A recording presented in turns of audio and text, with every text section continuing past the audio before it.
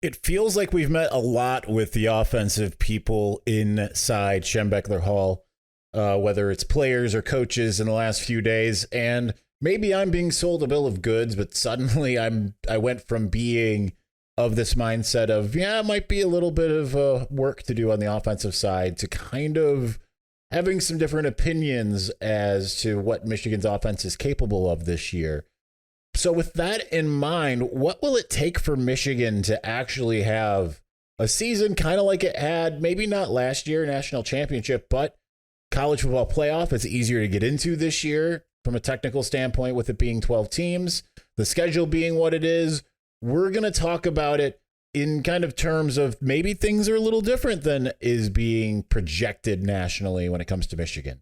So let's discuss all of that on this episode of Locked On Wolverines.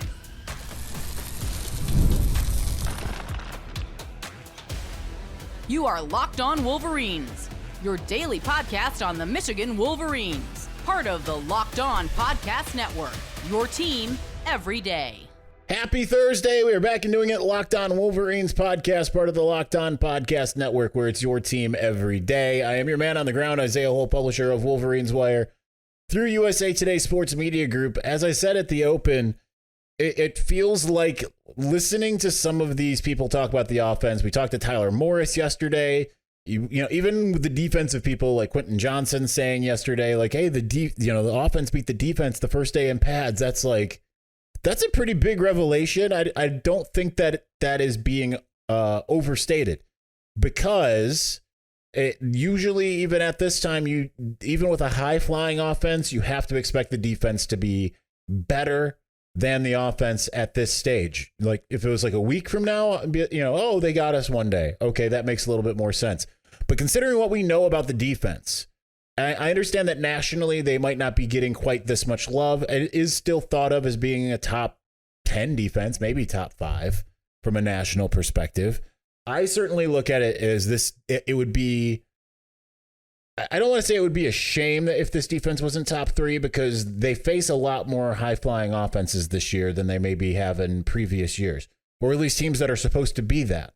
So this defense can still be extremely good and be ranked like 11th, as it was in 2017, right? Like 2017 had its problems, obviously. Sorry, not 2017, 2019. 2019 had its problems, obviously. Ohio State being one of them. It would have been ranked a lot higher if it wasn't for that game. Or who did they play in the bowl game? Oh, yeah, Alabama. But nonetheless, I do feel like there is a ton to like, and I do think this is still very much a complementary football team. And even though we're hearing things like Tyler Morris saying that they're really opening up the playbook, you have to think that in terms of Michigan, right? Because you could say we're opening up the playbook. They're still going to be balanced, right? This isn't going to become Ohio State. It's not going to become basketball and grass. You're not going to see them abandon the run game. They'll still try to run, even if it's trying to force a square peg into a round hole. I think in a lot of ways that means that they have more action off of some of those passes, and certainly they're not going to shy away from passing. Now, if Alex Orji is your best option at quarterback, then maybe you do see a little bit more, maybe a little less balance, I should say. I think because in that moment, then you've got a situation. I was wargaming this with somebody the other day, and I'm like, what do you do if you're a defense? If you have a package where it's like a 21 personnel package, you've got Donovan and Kalel on the field at the same exact time. You know, Donovan is certainly capable as a receiver. He's been out there as a receiver from time to time, and he can run routes, and he's got great hands on all of that. But obviously his main role is a running back. You have Donovan and Kalel on the field at the same time. Alex Orji is your quarterback. You've got Samaj Morgan, Colston Loveland. I'll make sure my numbers are right here. Samaj Morgan, Colston Loveland, Tyler Morris, and Fred Moore out there. A couple of those guys are certainly running threats, right? Like Tyler Morris and Samaj Morgan are guys who can be used on end arounds and gadget plays. Certainly some short game can be a pass, but operate as a running play, essentially, any kind of screen. So if you have that, it's really hard to really telegraph what you're going to do because you have essentially 5 guys who could run the ball. And then on top of it, you have all these passing options because guys could go in routes. They could go short, intermediate. They could go long. And even all of that said, I mean, Alex Orji could take off and run the football. It becomes a somewhat indefensible formation if that ends up, and personnel grouping if that's what you end up going with. So that's one element. But if Michigan, if Alex Orji indeed can pass the ball accurately and efficiently, and you have these receivers who we've heard a lot about but haven't seen a ton of production from yet, it becomes really hard to defend. But that said, Michigan's not going to start suddenly airing the ball out completely because they're going to think of the big picture. It's going to be complementary. Because when you look at a lot of these teams that have been really good, right, like Ohio State, I'm not using Ohio State to really like draw in the clicks and the rage bait and all of that stuff on this show. I bring them up because they're a great example here. Because for the last several years, they've had an incredible offense. But it isn't complementary with the defense, even though the defense has vastly improved. Like even before Jim Knowles, it was still a pretty good defense by most metrics, right? Like by maybe Michigan standards, you know, the standard which in a state, no less, that prides itself on defense, no matter what sport it is, right? Basketball, baseball, football, we want defense in this state, right? We don't want the high flying offense. Maybe we think we do for a second. You saw that with Rich Rod coming in and you're like, oh, okay, you know, best offense in the country, let's go. But you have that in spite of the defense, and it kind of makes you go, oh, well, I don't want that. I want the defense. Like, I'll win with an anemic offense as long as it means having an absolute dominant defense. That has been Ohio State's problem, right? Is it hasn't been able to figure out how to be complementary. Because if you aren't possessing the ball for large amounts of time, putting your defense in solid positions as far as down and distance, right? Area of the field. If you're giving your defenses short fields all the time, or you're scoring too fast, like those types of things are going to end up breaking your defense. So for Michigan this year, it is incumbent more so because I don't think that they're going to suddenly become this super pass happy group. Maybe they will to some degree be a little bit more pass happy in some games, but I still expect them to eat clock and try to work their way down the field. Because if nothing else, as long as this offense can sustain some drives and put the special teams unit in a good position, if it does falter, is unable to convert on third downs, get to midfield if you're going to falter, okay? And I still think that obviously this is going to be a very defensively led team. It's going to be very complementary. So that's kind of the lead in. It's a very long lead in. But when you look at certain games on the schedule, how can they win each of them? Because there's going to be a different fight kind of every single week. We're going to look at some of the bigger games on the schedule and think about how those games need to go for Michigan to come away with a win. So we're going to get to that here in just a moment. Before we do, listen, went from cloudy to like partly cloudy, maybe half cloudy out there. It's a beautiful day outside. A day like today is the one where you're going to want to go downtown, get outside, get to the ballpark. There's no better way to do that than through Gametime, which happens to be an authorized ticket marketplace of Major League Baseball. That makes getting tickets faster and easier, and the prices on Gametime actually go down the closer you get to the first pitch. With killer last-minute deals, all-in prices, views from your seat, and their lowest price guarantee, Gametime takes the guesswork out of buying Major League Baseball tickets. One of the things that I love, as I've talked about ad nauseum, are the views from your seat. But how about their flash deals? You can save even more with exclusive in-app deals on select seats ahead of the game or event you go to. Remember, Gametime does more than just sports. Comedy, theater, any of that stuff. Concerts. That's probably a pretty big reason to go to a venue. So take the guesswork out of buying tickets with Gametime. Download the Gametime app. Create an account. Use the code LOCKEDONCollege for $20 off of your first purchase. Again, terms apply. So create an account and redeem the code Locked On College for $20 off of your first purchase. Download Gametime today. Last minute tickets, lowest price guaranteed.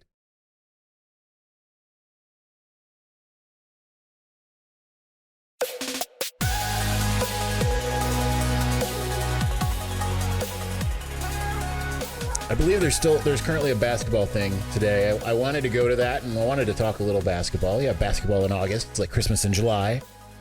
Timing didn't work out between football and appeared on the Sporting News podcast, so you can check that out. We talk pretty much entirely about the NCAA stuff.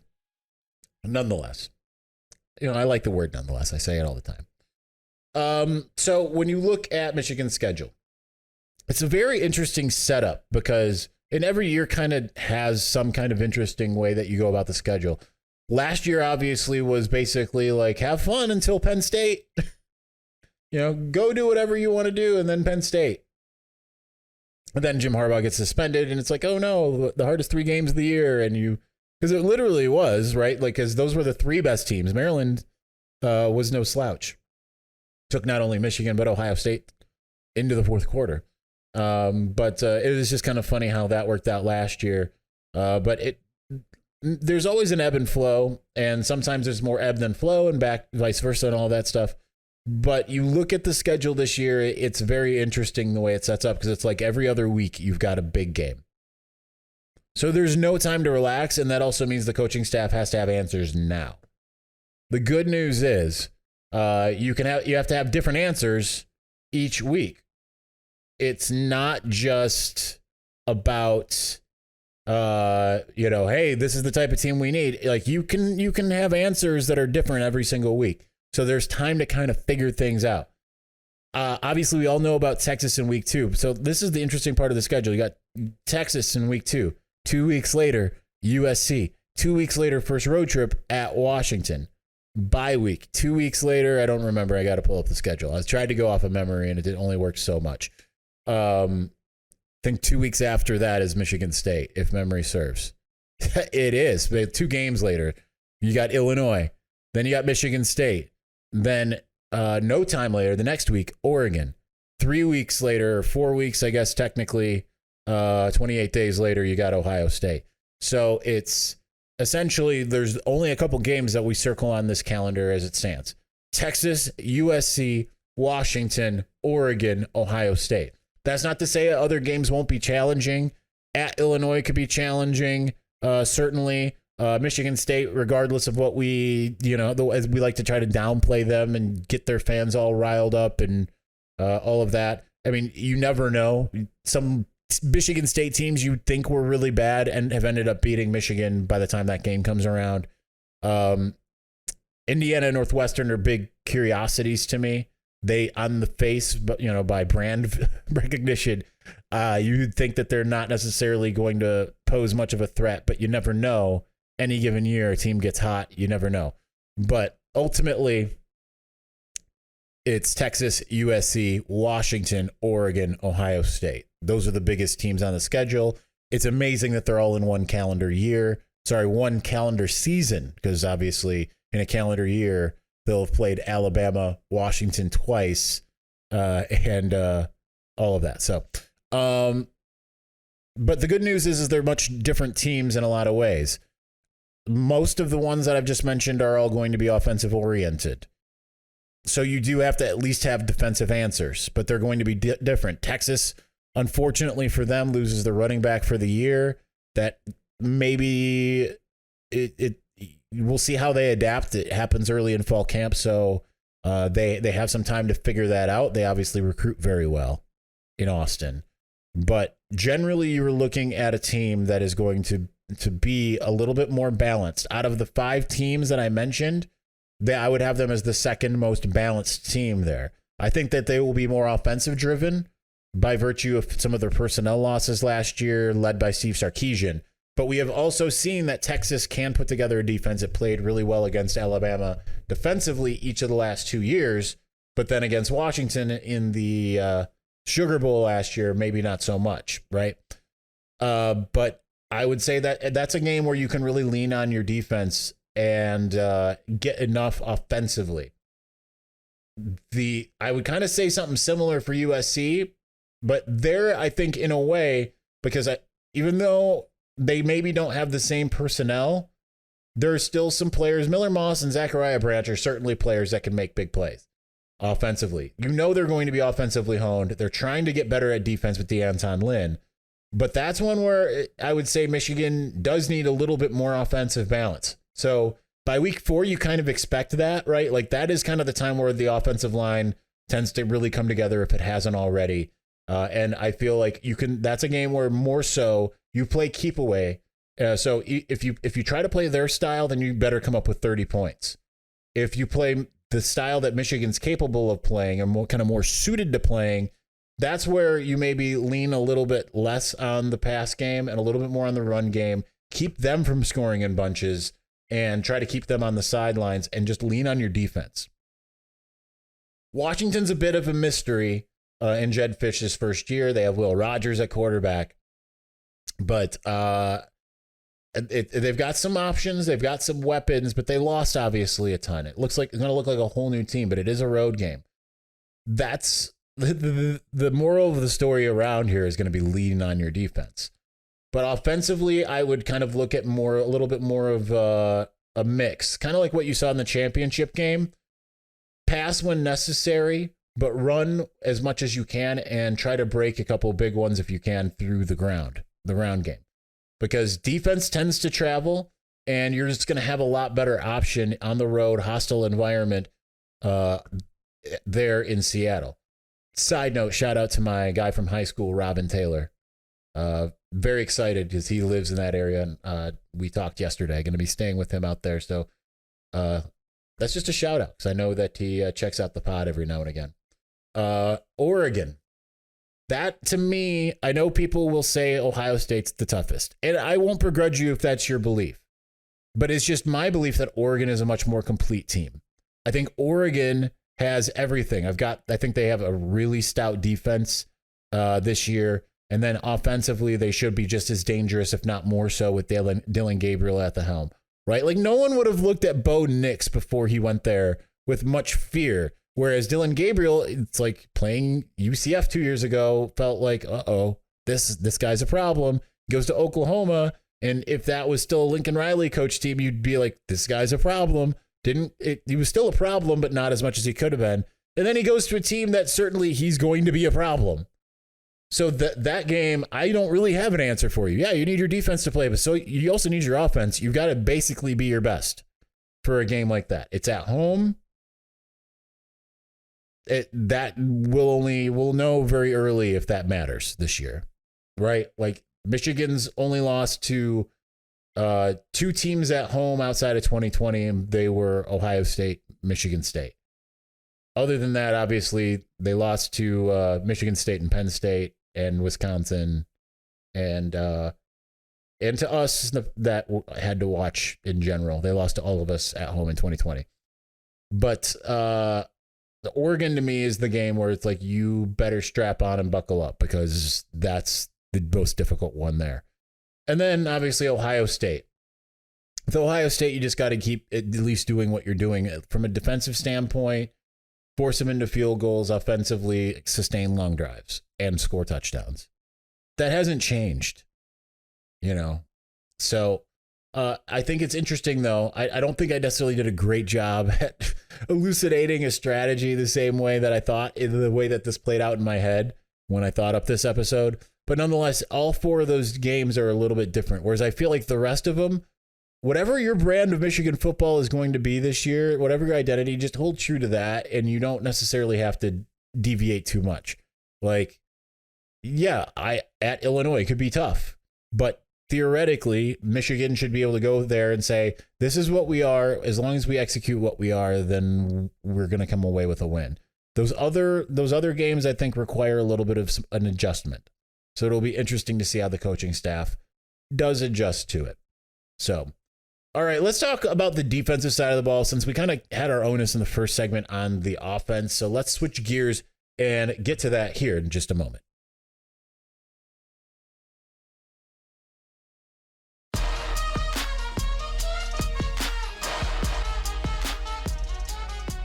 I know that this isn't something that's going to be brand new, revelatory for this show, but it constantly bears repeating until we get there.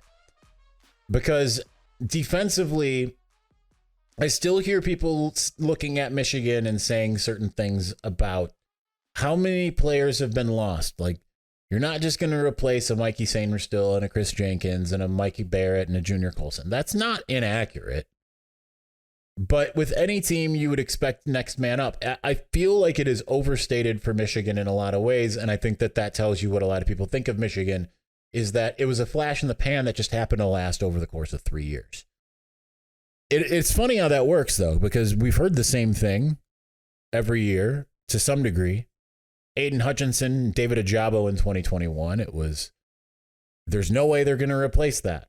And they kind of didn't, but they still were just as good.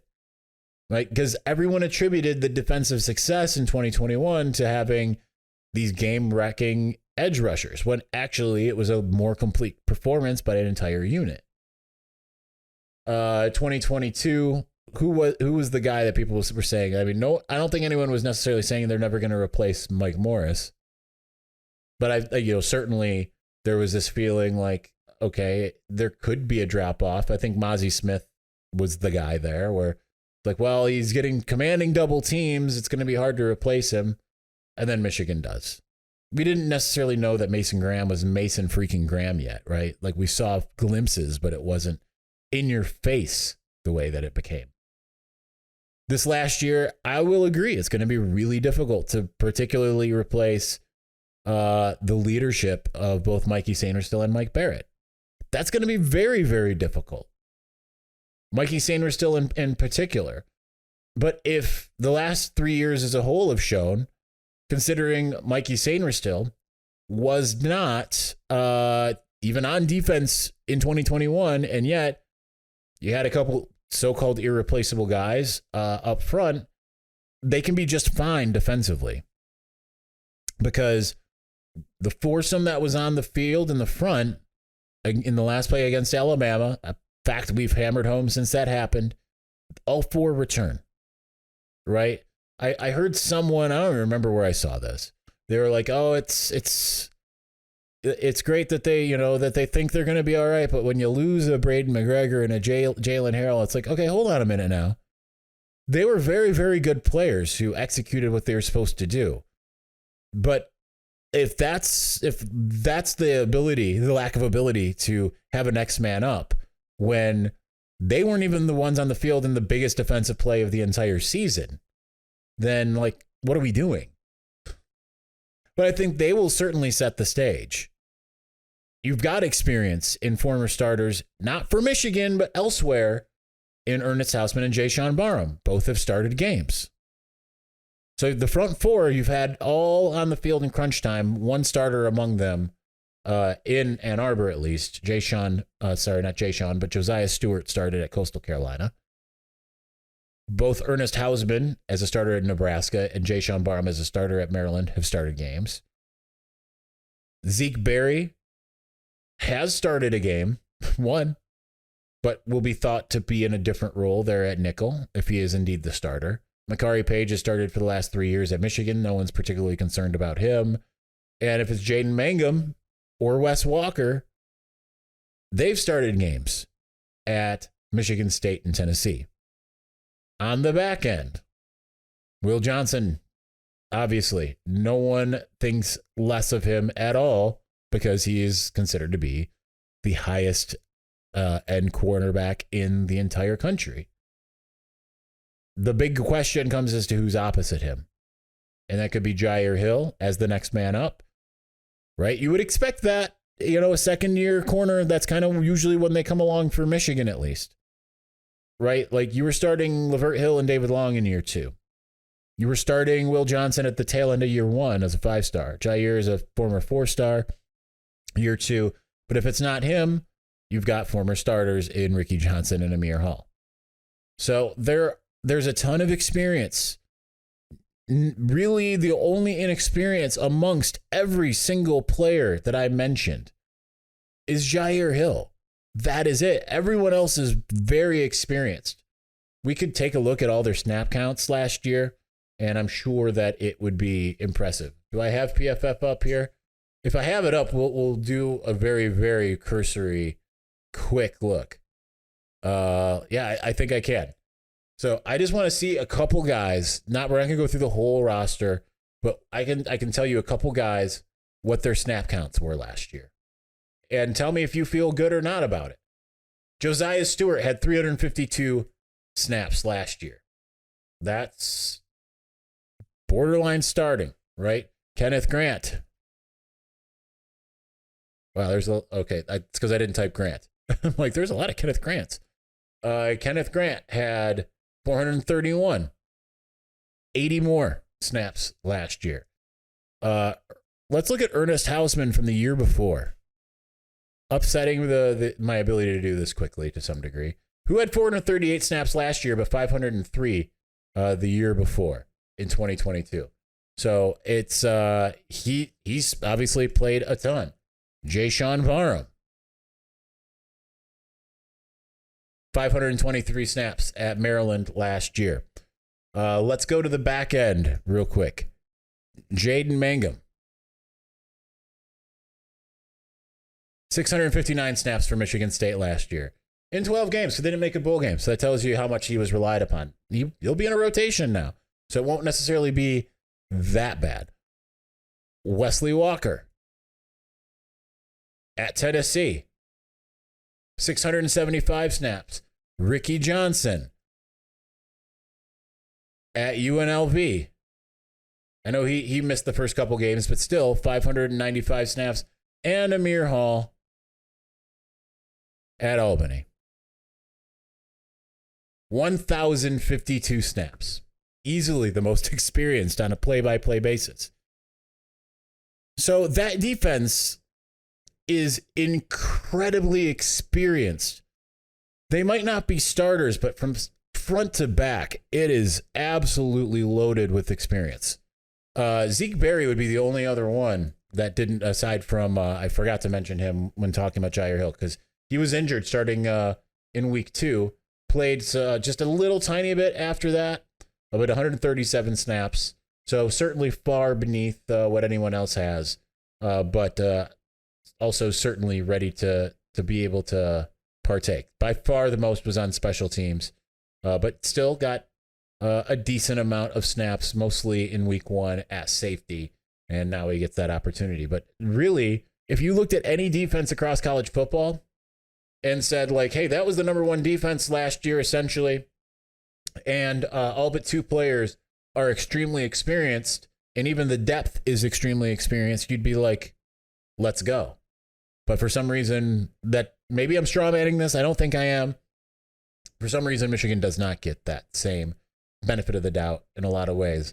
And it'll be interesting to see how the defense carries it. And I'm increasingly more excited about the offense and its capability. That's going to do it for us today. We will be back with one more episode this week for sure. And that is on Friday, tomorrow, sometime probably after the press conference where we talk to more players. So we'll continue along these fall camp lines. Anyway, thanks for watching. Thanks for listening. We'll talk to you again soon. Peace.